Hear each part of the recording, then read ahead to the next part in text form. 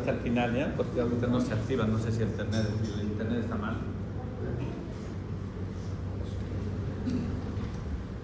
Ahora vamos a hablar de un tema muy interesante, lo que es el inicio del cáncer.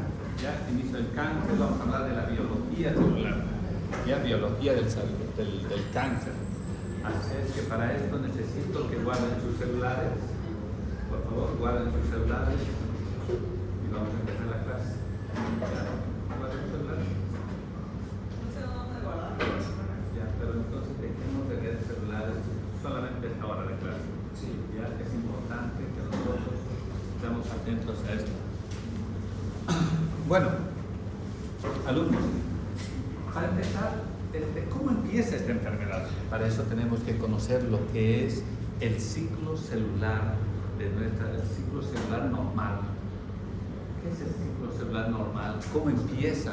¿No? ¿A qué se refiere cuando hablamos del ciclo celular? Seguramente ustedes recordarán lo que es de la asignatura de genética.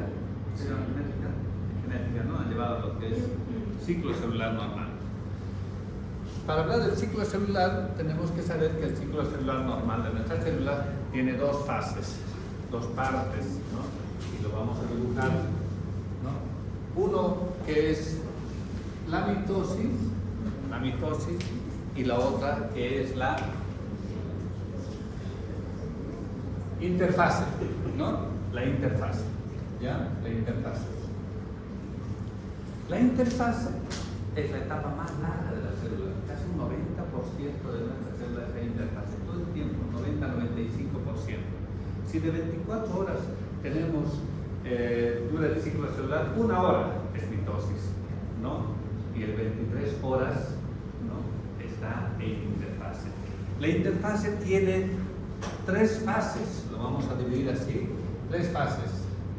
Una que es la fase G1, una la fase S y la fase G2, ¿ya? Una vez que la célula se divide en 2 células hijas, ¿no? Después de la mitosis viene la fase G1. La fase G1 es cuando la célula, cuando un niño empieza a desarrollarse en tamaño, ¿no? Y en volumen. Entonces empieza a aumentar de tamaño, va a llegar a un tamaño adecuado, es donde sintetizan las proteínas, ¿no? Donde empieza a madurar los organelos, llegan a la fase S, y la fase S es la síntesis, ¿no? Y la replicación del DNA. Aquí no duplica el DNA, que es la etapa más sensible de nuestro organismo, ¿no? En donde va a ser la parte más delicada, duplicar el DNA, los cromosomas, y llega a la fase G2, y la fase G2 es donde termina de madurar y está listo para entrar a la otra fase de lo que es la mitosis. La mitosis se divide en 2 partes también, que es la mitosis propiamente dicha, donde los cromosomas se van hacia los polos, están listos de diploides a tetraploides, los cromosomas están en ambos polos, eso es la mitosis. Y la citocinesis. Y la citocinesis es cuando la célula se divide en 2 células, no físicamente en 2 células. Ahí empieza el otro ciclo celular de esas 2 células. ¿Me entienden? Eso es lo que es el ciclo celular. La fase G1, la fase S, la fase G2, entra en mitosis y luego termina con la citocinesis. Y empieza otro ciclo celular, y así sucesivamente, ¿no? Va yendo lo que es el ciclo celular. Pero en cada acción que tiene la célula, en cada movimiento, en cada etapa, es una etapa perfecta, ¿no? Si nosotros vemos a la fase G1, una célula no puede crecer 1 milímetro más, 1 milímetro menos. Estamos poniendo ejemplo de milímetros, ¿no? Una micra más, una micra menos, ¿ya? La replicación tiene que ser tan perfecta que después de los millones de veces que ha habido de generaciones de células que hemos tenido, nacimos con un DNA y mantenemos ese DNA, y hasta que nosotros nos vayamos de este mundo vamos a tener un único DNA, y todas nuestras células van a tener el mismo DNA, tengan la célula que tengan, pero el DNA no se va a cambiar, porque de cada generación se transmite, en cada fase se transmite ese DNA perfecto hacia la otra célula, y no hay ningún tipo de cambio. ¿Me entienden? Y así nosotros lo tenemos a nuestras células. Este movimiento de las células, ¿no?, es exacto.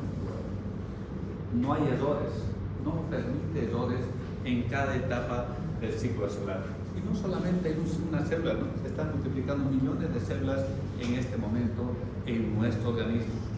Millones de células se están replicando en este momento y cada uno lo está haciendo de manera perfecta, exacta. O sea, no estamos hablando parecida, igual o idéntica, porque esto es una perfección a un 100%.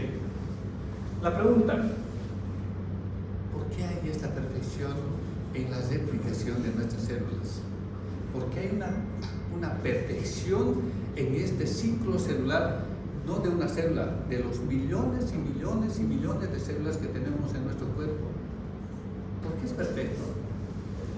¿Ah? ¿Quién se encarga de controlar cada movimiento en cada fase de nuestra célula? Algo tiene que suceder, ¿no?, para que una perfección. Y así es, digamos, la edad que ustedes están, ¿no? Todo ha sido perfecto. El DNA no ha habido ningún cambio. No va a haber ningún cambio. Y el DNA que cada uno de nosotros tenemos en esta sala es único. No hay en el mundo otro DNA como el que yo tengo, porque eso se va replicando siempre con la misma característica idéntica. Pero ¿quién se encarga de cada movimiento? Aquí se encargan los que dicen los libros, los checkpoints, ¿no?, los puntos de control, que son genes, son proteínas, son enzimas que van a controlar cada movimiento de nuestras células, en la que van a activar o van a activar, van a estimular, van a inhibir, van a frenar. Los que no van a permitir alteraciones en el cambio. Puede haber algo de reparación, ¿no?, como hay genes reparadores de DNA, ¿no?, pero van a haber una reparación para que lleguen a un DNA siempre perfecto. Entonces existen, aquí están las ciclinas. Las ciclinas se encargan de las ciclinas son enzimas encargadas de cada movimiento en el control de cada fase. Son activadas por las CDK-sinasas dependientes de las ciclinas, ¿no?, que estos actúan adecuadamente. Están los genes reparadores de DNA, están los protooncogenes, están los genes supresores de tumores, están las caspasas, y cada uno de estos, ¿no?, que los he mencionado, cada uno de estos tiene una acción, ¿no?, de trabajar en un 100%. No se permite un 99%, un 98%, porque si tú trabajas un 98%, a alguien le estás dando la posibilidad que trabaje un 100 o 2% y puede ser una actividad estimulante, ¿no?, o de inhibición. ¿Me entiende? Yo no puedo trabajar más que él, porque el momento que puede sobreponerme y ocasionar un problema. ¿Sí? Entonces, cada acción de estos checkpoints que va a controlar cada movimiento del ciclo celular, de los millones de células, de los millones de replicaciones que ha habido, siempre va a ser de un 100%. Ahora la otra pregunta: ¿cuándo inicia esta enfermedad que tratamos en esta asignatura, ¿no?, del cáncer? ¿Cuándo empieza el cáncer?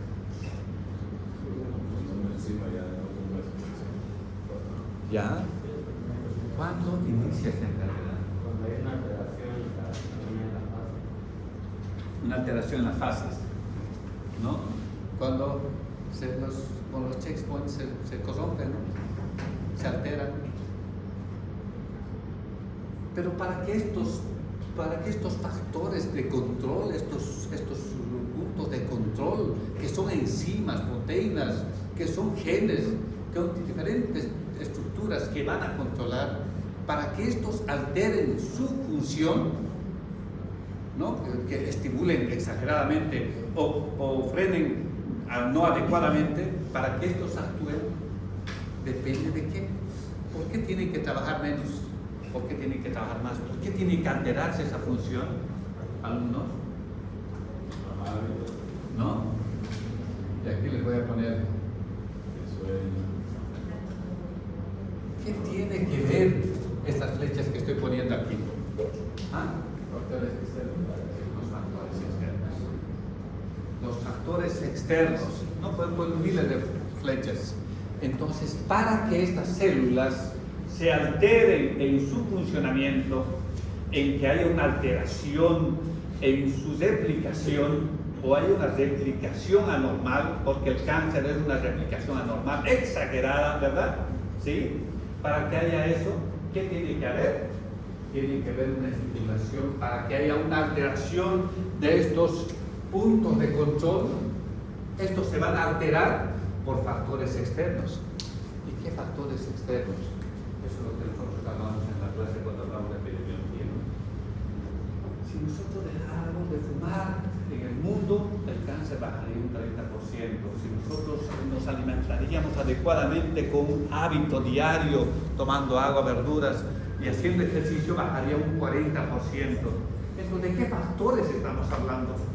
De todos esos factores negativos que son factores cancerígenos, factores externos que van a provocar el cáncer, ¿no? Están estimulando continuamente a nuestras células. Están provocando que nuestras células en algún momento se alteren. ¿Me entienden? Eso es lo que sucede en esta situación del ciclo celular, alumnos. ¿Me entendieron? ¿Tienen alguna pregunta? Tal vez les he confundido. Entonces, así es el cáncer. Les he hecho un resumen de lo que vamos a hablar ahora en las diapositivas, ¿no? Para que haya una alteración, tiene que haber una contaminación, de que estas células no pueden actuar adecuadamente, por muchos factores,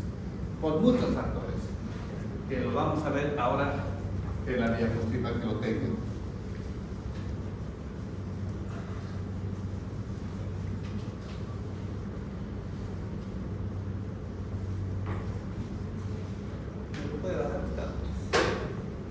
Por favor.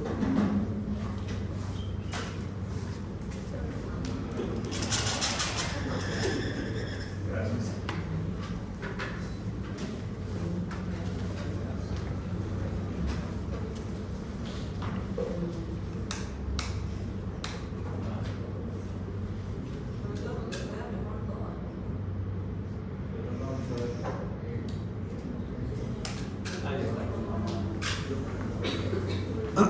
Bueno, alumnos, para que no nos dormamos, ¿no? Alumnos, pongo esta imagen. Si nosotros nos vamos de vacación, nos gustaría vivir aquí. Tal vez estar una semana, estar aquí. O tal vez podríamos vivir aquí, ¿no? Nos gustaría vivir aquí una semanita, digamos, a Bangladesh, ir a conocer, alimentarnos con ellos, vivir con ellos. O tal vez quedarnos aquí. Una pregunta que les hago, ¿dónde me gustaría quedarme aquí? Salir una noche, sentarme en un sillón, tomar un té, un mate, lo que sea, o quedarme aquí. ¿Por qué les pregunto esto? ¿Por qué les pongo esta imagen?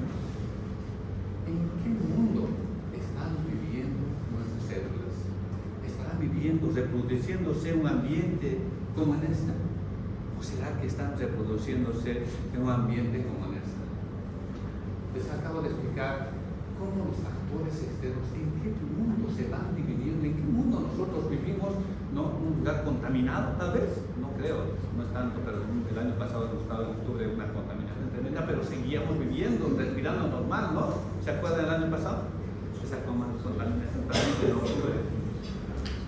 Pero así vivíamos, y así los niños estaban naciendo, todos los días estaban naciendo. ¿Cómo nacían los niños? El año pasado era una situación bien preocupante. ¿Se acuerdan algunos del año pasado? ¿No? De la contaminación con las quemas que ha habido tremendamente, estuvimos como un mes y así han nacido los bebés.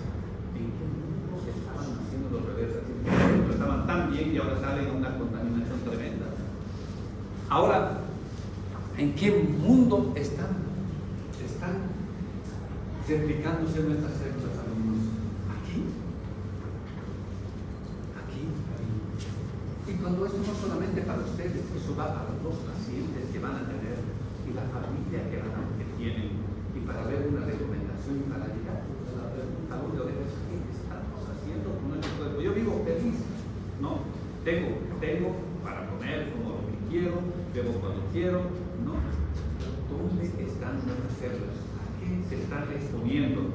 Y eso hemos hablado hace un momento. Entonces, por eso esta siempre empieza la clase, decir, ¿dónde quisieran que nuestras células vivan? ¿No? ¿Dónde? Aquí tenemos el teoría de Robert Hooke, lo ha descubierto la célula en 1655. Anton van Leeuwenhoek lo esquematizó ya una célula, ¿no? De un microscopio, ¿no? Aquí Robert Brown lo descubrió el núcleo y el protoplasma lo descubrió Jan Evangelista Purkinje. Protoplasma, hasta hace muchos años se manejaba como protoplasma, ahora lo conocemos como citoplasma, ¿verdad? ¿No? Rudolf Virchow, el citólogo por excelencia, con Robert Zeman, Alberto Kolliker, ellos empezaron la era de la citología de verdad. Aquí se reconoció que la célula, toda célula proviene de otra célula preexistente. Cada organismo vivo está formado por una o más células. Los organismos vivos más pequeños son células únicas y las células son unidades funcionales de nuestros organismos multicelulares, ¿verdad? A partir de ellos se manejó que la célula es la parte más importante y de ahí empieza esta enfermedad, ¿no? Todas las células provienen de células preexistentes. Aquí está el ciclo celular que les decía, el ciclo celular, ¿no? Las diferentes fases, la mitosis, ¿no? Aquí tenemos el ciclo celular, cuando la célula termina de replicarse, entra una fase G0 que nunca más se le va a dividir, como las neuronas, los músculos ciliares. Y algunas células que van a entrar a una fase G0, que no se van a dividir hasta que sea necesario, como en el hígado. El hígado, cuando hay una lesión, el hígado empieza a reproducirse, entra de la fase G0, entra a la fase S y empieza hasta llegar a la normalidad y nuevamente entra una fase 0. Pero todos nuestros epitelios intestinales, ¿no? Renales, hepáticos, todo el tiempo, renales, intestinales, ¿no? Desde la boca hasta abajo, todo el tiempo está en la replicación, la piel. Todos los días estamos eliminando células. ¿Por qué? Porque están en un círculo celular continuo. ¿Ya? La biología celular. Entonces, vamos a hacer lo que le he explicado, ustedes me van a entender mejor cuando yo vaya leyendo, ¿ya? Vamos a ver rápidamente. Las diferentes fases del ciclo celular son reguladas por proteínas que inhiben o estimulan la progresión. Ciclinas son reguladoras del ciclo celular. Y las CDK-sinasas dependientes de las ciclinas son las que activan o detienen la actividad de las ciclinas. Las ciclinas activan en cada fase, en la fase E1, activan y se levantan. Pero ¿quién? O sea, activan. Pero ¿quién controla a estas ciclinas que va a activar, estas ciclinas que va a activar en cada movimiento? Son las CDK-sinasas dependientes de las ciclinas. Estas son como yo, suelto el grifo, apago el grifo, suelto el grifo, apago el grifo. Y eso es lo que hacen las CDK-sinasas, no las que manejan. Pero aparte de esos, hay quienes controlan a las CDK-sinasas, que son inhibidores de las CDK-sinasas, ¿no? Entonces todos estos se van controlando uno por otro, no hace uno lo que quiera, está controlado por otro factor y otro factor. Aquí tenemos las ciclinas y las CDKs que actúan en cada parte del ciclo celular. Hay diferentes tipos de ciclinas, eso no lo vamos a tomar, pero sí sabemos que las ciclinas activan el ciclo celular y las que controlan son las CDK-sinasas, ¿ya? El origen del cáncer ocurre cuando las células normales se transforman en cancerígenas, es decir, adquieren la capacidad de multiplicarse descontroladamente e invadir tejidos y otros órganos, ¿no? El proceso de aparición del cáncer se denomina carcinogénesis. Empieza el cáncer.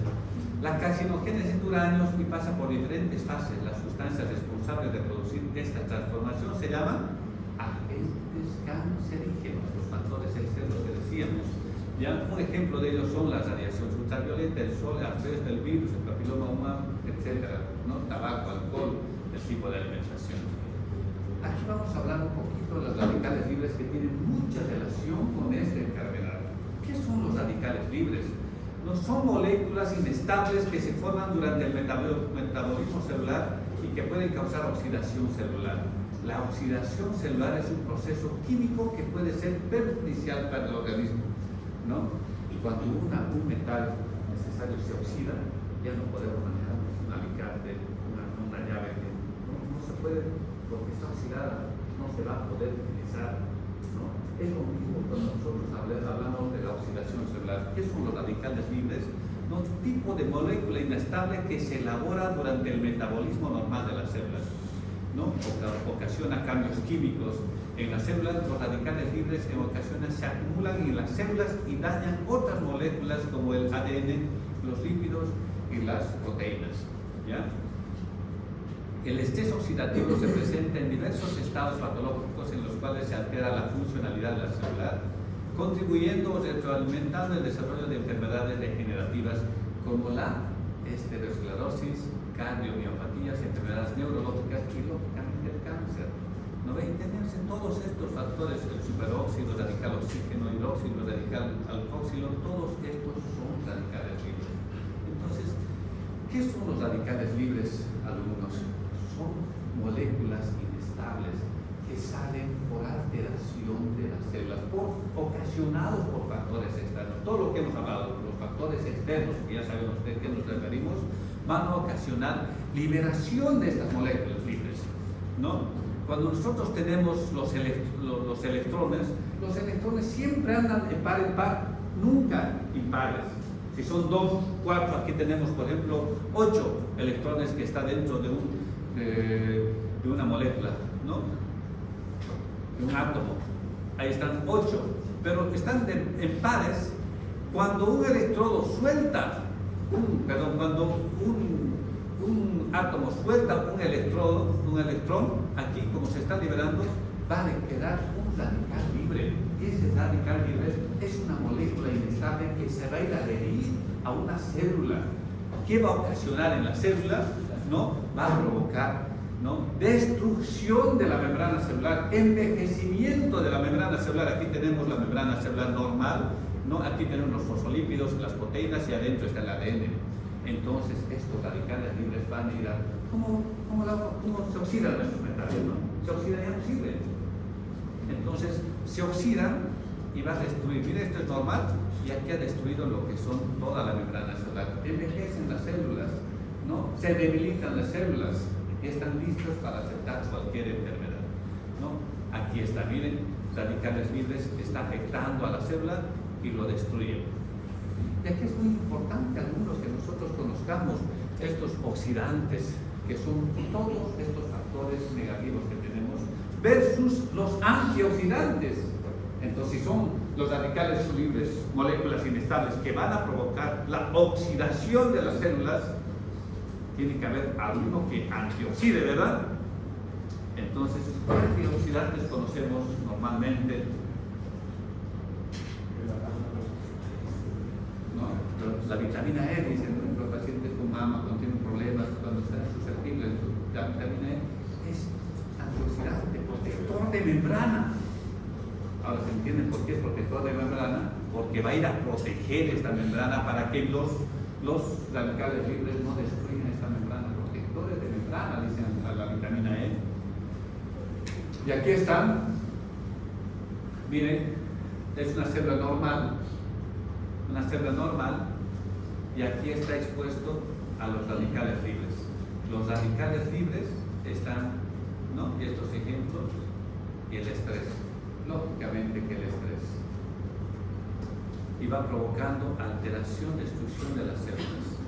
Y está luchando con el factor antioxidante, con un factor antioxidante. Así es que, miren, eso es lo que está ocasionando en una célula. Está destruyendo la célula, debilitando la célula, listo para tener enfermedad. Ahí tenemos, ¿no?, todos los factores. Y aquí tenemos los antioxidantes que muchas veces no nos damos cuenta cuando hablamos de los antioxidantes, la zanahoria, todos estos, todas lo que son vitaminas, las verduras, ¿no? Y evitar el estrés. El estrés es un muy importante, el estrés causa radicales libres. ¿No? Nosotros podemos alimentarnos bien, estar bien, igualmente, no comemos nada lo que sea de arriba, no nos contaminamos, no fumamos, pero si vivimos estresados podemos tomar radicales libres, porque es uno de los factores importantes de la luz. ¿Ya? Antioxidantes. Entonces, ¿cómo luchamos los radicales libres? Con antioxidantes. ¿No? Hablemos de la carcinogénesis. Vamos a continuar. ¿No? Este proceso de la división celular consta de una secuencia muy controlada de eventos. Para que puedan darse con normalidad, estos eventos requieren de transcripción y la traducción de ciertos genes a sus niveles adecuados. Eso. Cuando este proceso no ocurre de manera correcta, ¿no? Cuando hay una alteración, puede resultar un crecimiento irregular de la célula. De los aproximados 30.000 genes que tenemos en nuestro cuerpo, más de 30.000 genes, ¿no? Existe un pequeño grupo, y lo he puesto en amarillo para que ustedes vean a nosotros. ¿Ya? Dejamos celulares, ¿dijimos alguna? Existe un pequeño grupo que al parecer particularmente importante en la prevención. O sea, esto sí en esta, de los 30.000 hay un pequeño grupo que provocan prevención, desarrollo y la progresión del cáncer, ¿no? Se ha detectado la presencia de formas defectuosas de los genes pertenecientes a este grupo en muchos tipos de cáncer. ¿Qué significa esto? Tal vez estamos confundidos. Significa que existen todos nosotros, todo el ser humano tiene genes en nuestro organismo capaces de prevenir, provocar, ¿no? Y progresar en cáncer. Entonces, cuando alguien dice que el cáncer es genético, sí, es genético, porque todos nosotros tenemos genes listos para prevenir el cáncer. Solamente cuando vamos a iniciar el cáncer y podríamos iniciar el cáncer, porque hay genes que están listos para iniciar. No dicen para prevenir, no, para desarrollar y progresar en cáncer. ¿No? La primera fase de la carcinogénesis, la modificación del ambiente en el que se ha desarrollado, comienza cuando estos agentes actúan sobre las células alterando su material genético. Empieza una primera mutación, ¿no? Una primera mutación no es suficiente para que se genere un cáncer, pero es el inicio del proceso. La condición indispensable es que la célula alterada sea capaz de dividirse. Como resultado, las células dañadas comienzan a multiplicarse. Una célula mutada se divide. Con esa mutación empieza una población, ¿no? Una población con mutación. A esto se llama iniciación tumoral. Cuando hay un pequeño grupo de células ya están mutadas, empieza lo que es la fase de la carcinogénesis, la primera fase, que es la iniciación tumoral. Y las células involucradas en esta se llaman células iniciadas. Las alteraciones producidas es irreversible, pero insuficiente para desarrollar el cáncer. Significa que estas células mutadas, ¿no?, se han esforzado para llegar a una mutación, una pequeña población, pero estas pueden ser destruidas fácilmente porque no siempre van a provocar el cáncer. Aquí me voy a quedar un poquito para explicarles bien y explicarles esta diapositiva, alumnos. Nuestras células continuamente están, ¿no?, en replicación, se están dividiendo continuamente, están, ¿no?, en el ciclo celular. Y como están activas, se van provocando alteraciones, como los radicales libres, factores externos, van debilitando nuestras células. Y en esta fase de la iniciación, nuestras células se inician y nuestras células, con la, ¿no?, fortaleza de nuestras mismas células, los va a destruir, no va a permitir. Muchos de nosotros hemos tenido una fase de iniciación tal vez de esta enfermedad, pero nuestras células destruyen y van a evitar que estas células lleguen a un cáncer, porque todo el tiempo intentan, porque siempre va a haber alteraciones que van a evadir la apoptosis. Pero aquí tenemos que tomar en cuenta muchos factores, como los factores externos, ¿no? ¿Cuándo inicia una persona un cáncer? En un momento de estrés, en un momento de deprimido, ¿no?, inmunológicamente, o que un factor genético. Y ahí las células iniciadas pueden llegar a la otra fase, que es la fase de promoción, ¿no? Aquí están, ¿no?, las células mutadas se están dividiendo ya las células con la mutación. Y aquí viene la fase de la promoción. En la etapa de promoción, las células alteradas proliferan y forman un grupo de células anómalas. Y hay un grupo, una pequeña población, las iniciadas, y aquí son un grupo de células. Y pasan a la fase de progresión, donde ya el tumor ya es visible y es capaz de hacer metástasis. La etapa más difícil, ¿no?, en la que es difícil que lleguen a un cáncer, en la fase de iniciación. Y ahí es donde nosotros tenemos que tomar en cuenta, ¿no?, con la fortaleza, con la juventud, con la edad que ustedes tienen, es difícil que lleguen a esto. ¿Por qué? Porque estamos en la mejor etapa. Pero yo les digo, especialmente mujeres, los varones a veces nosotros hacemos dietas estrictas en las que bajamos nuestras defensas a lo máximo y ahí evitamos también o debilitamos a nuestras células, ¿no?, para esta lucha continua con nuestros mismos genes. Y así se inicia esta enfermedad o cualquier otra enfermedad. Cuando bajamos en un mes fácilmente 7, 10 kilos, y esas dietas estrictas que no son nada saludables, favorables para una persona. Así inicia el cáncer, alumnos. Entonces, el cáncer es un crecimiento exagerado sin freno de un determinado tipo celular. ¿Ya? Las células continuamente se dividen, aún así, fisiológicamente sean innecesarias. Los mecanismos de control también se alteran y aparecen mutaciones genómicas, ¿no? Células tumorales, inicio del cáncer. Los cambios genéticos que subyacen a la oncogénesis alteran varias propiedades fundamentales en las células para que inicie el cáncer, como evadir controles de crecimiento normal. No, ellos no van a decir el tamaño. Todos crecemos hasta unos 70 y nadie más. Pero ellos crecen unos 80, 2, 3 metros, porque evaden el crecimiento normal. Están todo el tiempo impulsados para la proliferación. Cambios de adhesión a las células van a invadir las zonas. Yo quiero su espacio de ella, no me importa porque voy a tomar espacios, ¿no?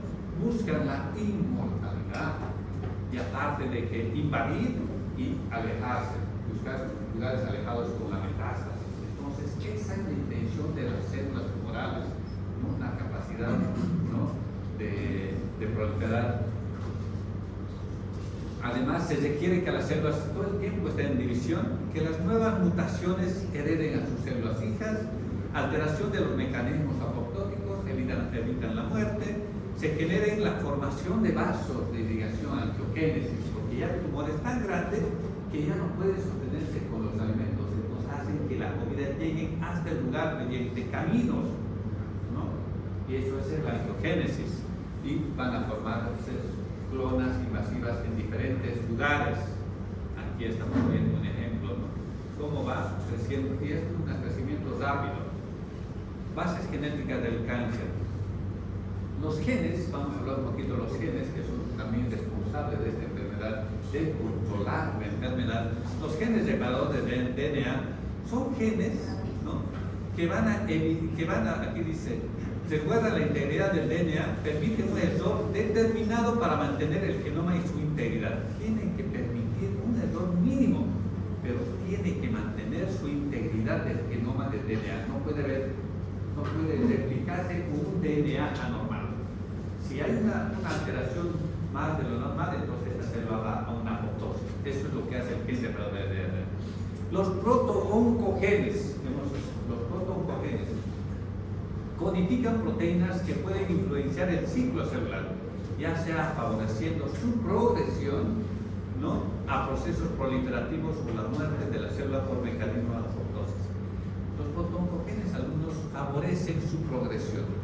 Los protooncogenes estimulan todo el tiempo el crecimiento de las células. Su función es solamente estimular el crecimiento, ¿no?, pero siempre cumpliendo, obedeciendo lo que es la apoptosis. Si crezco más de lo normal, tengo que morir, o sea, no puede haber otro, ¿no? Entonces cumplo ¿no? Mi función, ¿qué es de los protoncogenes? Estimular el crecimiento. Vamos a hablar, a ver, en un auto. Tengo un auto y tengo el acelerador y el freno. Si yo me voy bien manejando el acelerador y el freno, voy a llegar a mi destino nunca, sin ningún problema, siempre, ¿verdad? Entonces vamos a imaginarnos que los protoncogenes son, ¿no? El acelerador solamente estimula el crecimiento, avanzar, ¿no? Avanzar. Eso es lo que hacen los protoncogenes, pero son genes normales que todos nosotros tenemos. Gracias a los protoncogenes nuestras células se van dividiendo continuamente porque estimulan, favorecen el crecimiento celular. ¿Qué es un oncogen? Es cualquier gen que codifica una proteína capaz de transformar células en cultivo o inducir cáncer en los animales. De los numerosos oncogenes conocidos, en su mayoría derivan de los genes celulares como los protoncogenes. Por lo general, los protoncogenes codifican moléculas estimulantes del crecimiento y receptores, proteínas antirrobóticas y factores de transcripción. Ahora hablemos de este oncogen. Hemos dicho que el protoncogen es un gen normal que todos nosotros tenemos, estimula el crecimiento. ¿Qué es un protoncogen? Un oncogen es un proto-oncogen alterado. Ya no, al rato terminando la clase me preguntó una alumna, entonces yo les he confundido. Quiero que me entiendan que el oncogen primero era un proto-oncogen, pero por alteración de este protoncogen normal se alteró, ¿no? Y este empieza a inducir el cáncer y la estimulación, como el protoncogen estimula el crecimiento, pero este estimula exageradamente el crecimiento de las células y va a iniciar lo que es el cáncer, ¿ya? La conversión o activación de un protoncogen a un oncogen generalmente involucra una mutación con ganancia de función. Ya no va a cumplir lo que el protoncogen que hace, cumple con la apoptosis. Entonces ellos van a evadir este mecanismo de la apoptosis. Aquí vamos a poner un ejemplo. Aquí nacieron dos células. Empieza el ciclo celular, alumnos. ¿Ya? Empieza a ver el ciclo celular de ambos. Este tiene un ciclo normal, pero aquí vemos que por un factor externo, un protoncogen que estimula el crecimiento normal ha sido alterado en una de sus zonas del protoncogen y este protoncogen, ¿no?, se convierte en un oncogen activado. ¿Y qué es un oncogen? Es un oncogen que estimula el crecimiento exagerado y va a provocar esta enfermedad que es el cáncer. Entonces, en pocas palabras, protoncogen es un gen normal y un oncogen es un gen alterado que va a provocar el cáncer. ¿Está bien? Entonces son cosas diferentes pero que vienen de lo mismo. Entonces, oncogen es un protoncogen alterado, tiene la particularidad de que en todos sus casos su expresión es dominante, no obedece a nadie y crece, solamente estimula y crece, ¿no? Y veamos el otro lado. Como hemos dicho, en el auto tenemos el acelerador, que es el protoncogen, ¿no? Acelera. Y ahora vemos al freno. Tenemos aquí genes supresores de tumores que son el freno de los protoncogenes. Los genes supresores de tumores codifican proteínas que de una u otra manera inhiben la proliferación celular, ¿no? La pérdida de función de uno de estos frenos contribuye al desarrollo de muchos tipos de cáncer. O sea, si yo quiero llegar a un destino, si yo manejo adecuadamente el freno y el acelerador, no voy a tener problemas, como siempre, ¿no? Hoy día vamos a salir de la casa, de aquí de la clase, llegamos a la casa, siempre utilizando los dos, sin ningún problema. Pero si acelero de más, puede chocarme, ¿no? Y si el freno falla, igual. Entonces, si falla el protoncogen o el gen supresor de tumores, dice que va a venir esta enfermedad, ¿no? Entonces, el gen supresor de tumores es el freno, ¿está claro? Ya nos estamos entendiendo, ¿verdad? Aquí está. Deteniendo la enfermedad de los protoncogenes. Detiene. En este ejemplo le vamos a poner a los dos. Es un protoncogen estimulante y uno que inhibe, que controla, ¿verdad? Los dos están flecha a flecha, tratando de hacer un equilibrio. El tamaño de la flecha, fíjense, del mismo tamaño. Aquí está la célula, se divide adecuadamente y lógicamente que las células van a ser en dos células y ya es normal, ¿verdad?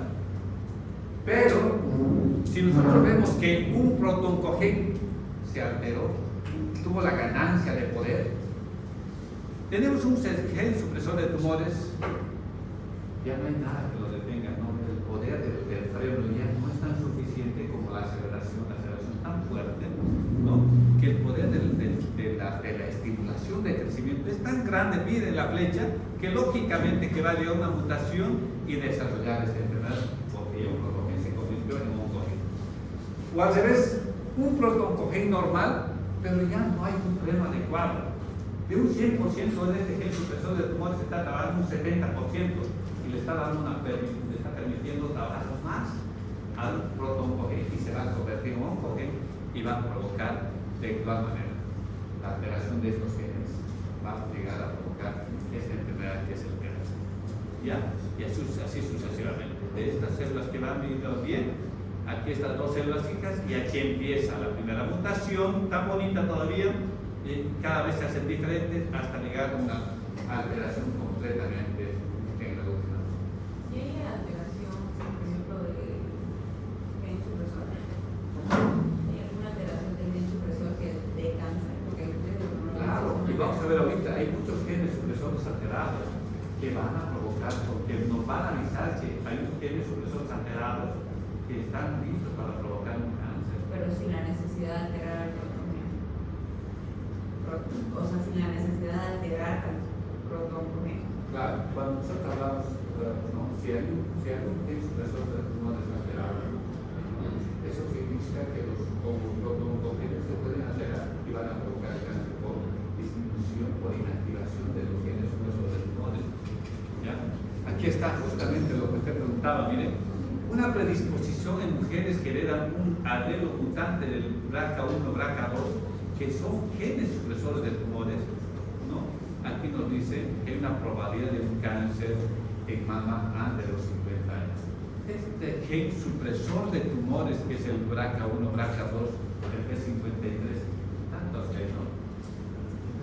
Esto lo tuvo Angelina Jolie, se hizo un análisis genético y salió con este gen. Entonces, ¿qué se hizo? Como estos son predictores de cáncer de mama, se hizo una mastectomía bilateral, se hizo una oforectomía bilateral, todo profilácticamente, sin ningún problema, para evitar que en un momento se active esta enfermedad. ¿Ya? El P53 también es otro gen supresor de tumores que se altera en muchos, en un 50% de los cánceres humanos, especialmente en cáncer gastrointestinal, el P53. Y así sucesivamente hay genes supresores que disminuyen su actividad de freno y inician el cáncer. La apoptosis, muerte celular programada, interviene en varias proteínas. Aquí vienen las caspasas, ¿no? La caspasa es la que va a llevar a la muerte celular, ¿no? Existen dos vías, una que es la normal celular y otra que es extrínseca. Si nosotros no lo podemos matar a la célula del cáncer, tenemos que matarla con quimioterapia o destruirlo con quimioterapia o con radioterapia, ¿ya?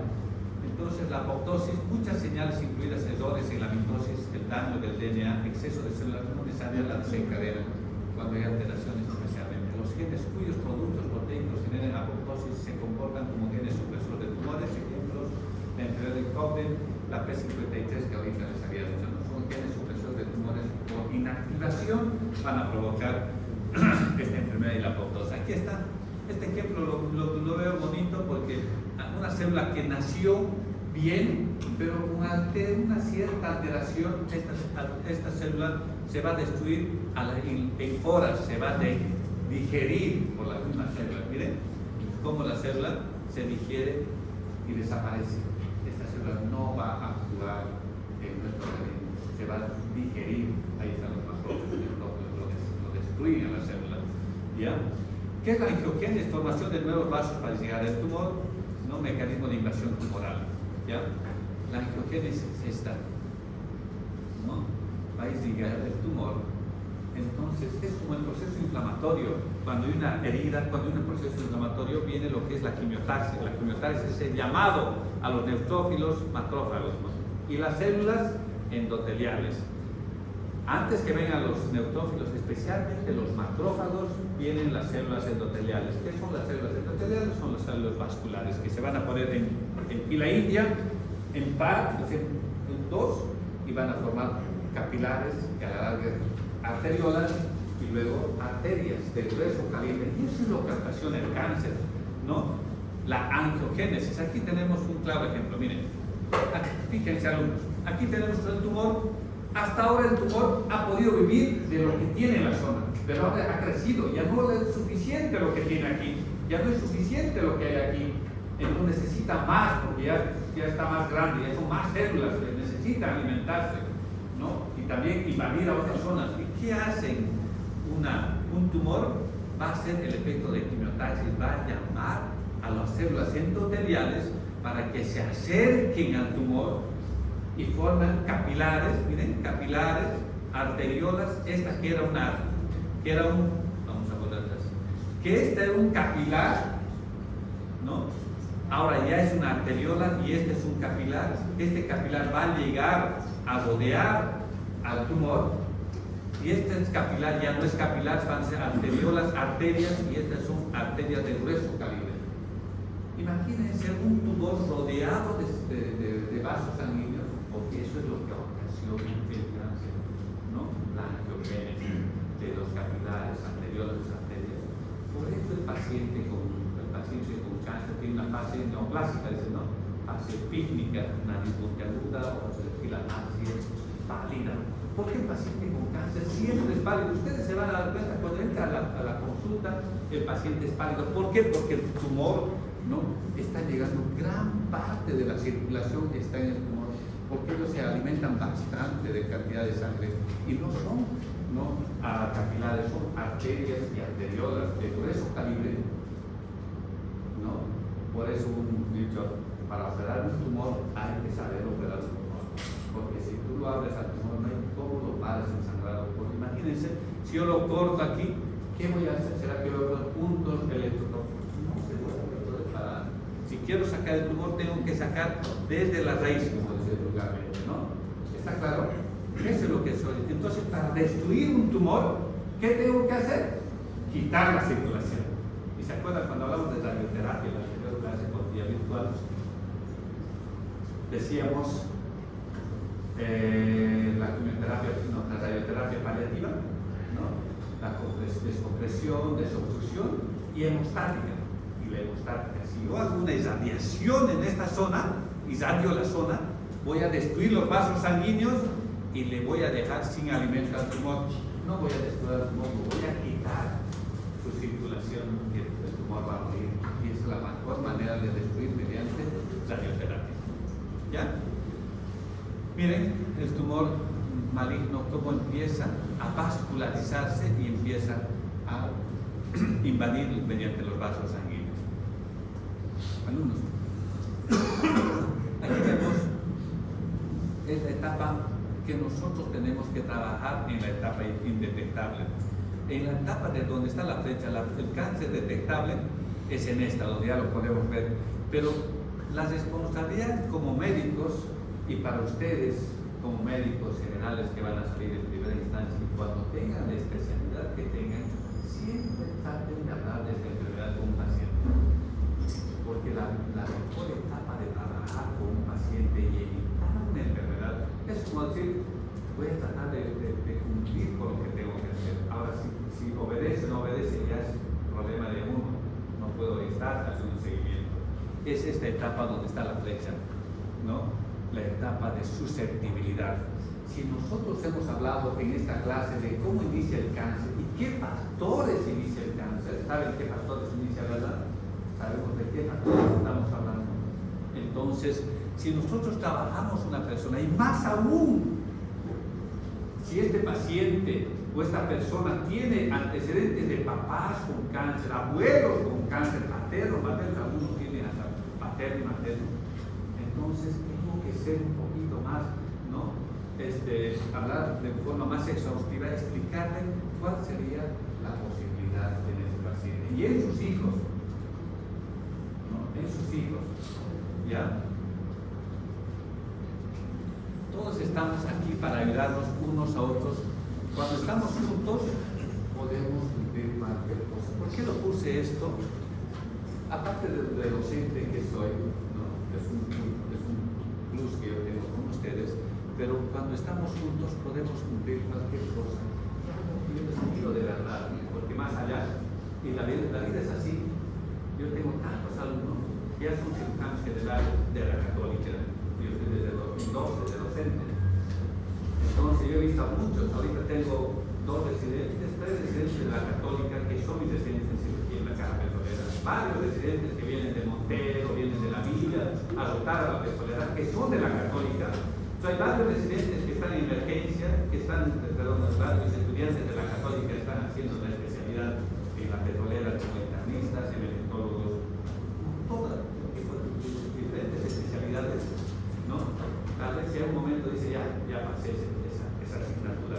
No se trata de pasar la asignatura, se trata de salvar pacientes. Y no es más que darnos un minuto con un paciente y decir, usted, ¿cómo se alimenta a sus hijos?